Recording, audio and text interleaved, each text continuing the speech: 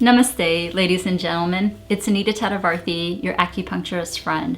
I wanted to do a segment on glowing skin, but before we do that, I wanted to talk to you about dry skin. So many folks struggle with dry skin, and I certainly noticed it when I ran the free clinic outside of Hyderabad, India. So before we step into it, let me just do a quick bio, and then I'm going to give you some really good home healthcare tips that you can do on an ongoing basis to help moisture that dry skin. So I've been doing acupressure for 20 years. I've treated pro athletes. I had a chain of clinics on the West Coast, ran a free clinic outside of Hyderabad, India, treated about 45,000 patients. I'm working on a bunch of books, been a witness in court trials, and also taught at acupuncture schools. So I think you get the gist. Majority of acupuncturists in the world are not primary care physicians, so please get checked out by your doctor. Okay, as far as dry skin is concerned, there are 3 tips that you can do, and the pores are the most open right after you get out of the bath or the shower. Now, if you don't have the luxury of taking a bath in the shower every day or every night or so forth, then you can take a moist cloth and just run it over your skin to open up those pores. Again, the pores are the most open and ready to receive that moisture within the first 5 minutes of water hitting that skin.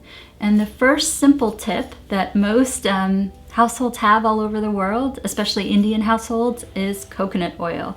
So let me give you a recommendation on what you can do as soon as you get out of the bath or as soon as you get out of the shower or you're able to open up those skin pores. I want you to get a good coconut oil, and then I also want you to get a good vitamin E oil. And then in a 1-to-1 ratio, I want you to put it in a jar. You can also put your favorite essential oil. The essential oil is there for relaxation. It could be citrus, it could be lemon, lavender, eucalyptus, whatever you want. But you want to do a 1-to-1 ratio of the coconut oil and the vitamin E oil. Create a nice mask, and then put your few drops of your favorite essential oil. As soon as you get out of the bath, the shower, or you use a damp cloth to open up those pores within the first 5 minutes, I want you to apply these oils onto your skin. If you're able to let it marinate overnight, then you'll enjoy that skin in the morning. And remember, it'll take a few weeks to get to a good place, but if you can keep up with it, you'll enjoy beautiful, lustrous skin for a lifetime. So this is tip number 1 that you can do nightly or a couple times during the night. You're welcome to do it during the day. Some people find that the coconut oil, it can be a little greasy for them during the day, so a lot of people prefer to do this at nighttime. The second tip is actually a mask you can make with something simple in your kitchen, and that is honey. Now, having been raised in India, having grown up in India, I know that you can get honey right from the beehive. It's so beautiful to see. And so what you want to do, I have found the fresher the honey, the better the results.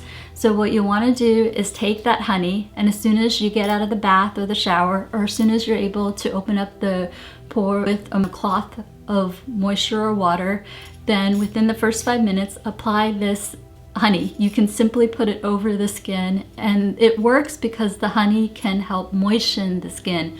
Leave that honey on for 20 minutes. You can read, watch TV, do whatever you want during this 20 minutes, and then gently wipe off the honey, and then you can go to bed, or you can start your day, or you can take another shower or whatnot. So this helps because it can moisture. Now you can do this in addition to the coconut oil and the vitamin E oil.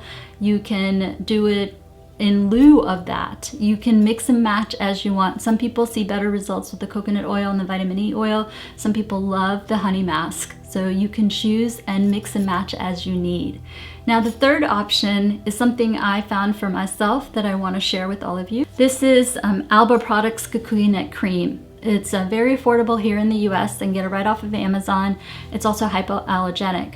I struggled with eczema in my early 20s, and it would be weeping eczema where it would actually be bloody and so forth. Having used this for 90 days after there, I never struggled with eczema. That's my personal story.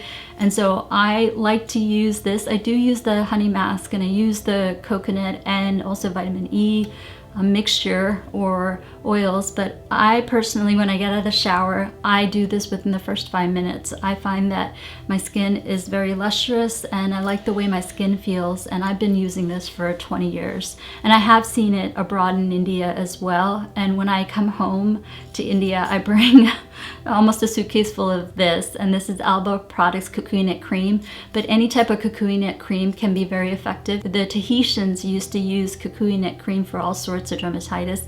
Again, just remember that the pores are most open in the first 5 minutes, so you'll want to apply this right after you use a damp cloth or you get out of a shower or a bath. Now, one other thing that I want to suggest, actually 2 other things that I want to suggest to you, and then I'm going to have you do this at home for yourself.